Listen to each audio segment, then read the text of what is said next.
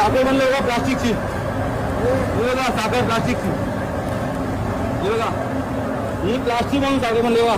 बरोबर हे बघा काय बघा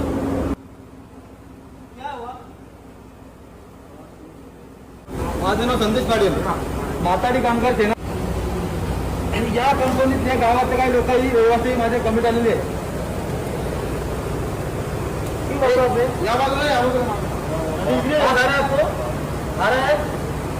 बात आ रहा है बोल रहा है दोस्तों, आप बात आ रहा है, आप काम करो, बात आ रहा है. यहाँ पे गांव है, गांव में छोटे छोटे बच्चे हैं जिन्होंने अभी जन्म लिया है. सुनो जरा मेरी बात सुनो, जिन्होंने अभी जन्म लिया है, छोटे छोटे बच्चे यहाँ पे गांव में, सब गांव में कितने लोग खाते रहे.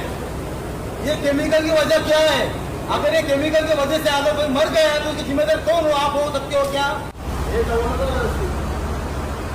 जास्त जवळ जाऊ नको. हे बघा या प्लास्टिक पासून हे बघा काय बनले बघा साखर.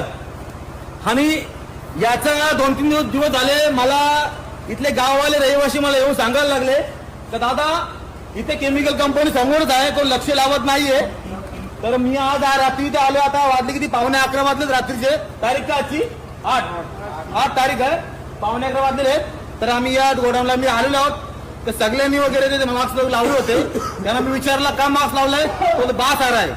याचा अर्थ असा होतो की ही कंपनी केमिकलची आहे आणि येणाऱ्या भविष्यामध्ये ज्या आपण साखर वगैरे यूज करतो, ज्या आपण साखर ज्याच्यात आपण चहा वगैरे पितो, त्या प्लास्टिक पासून ही साखर तयार झालेली आहे बघा.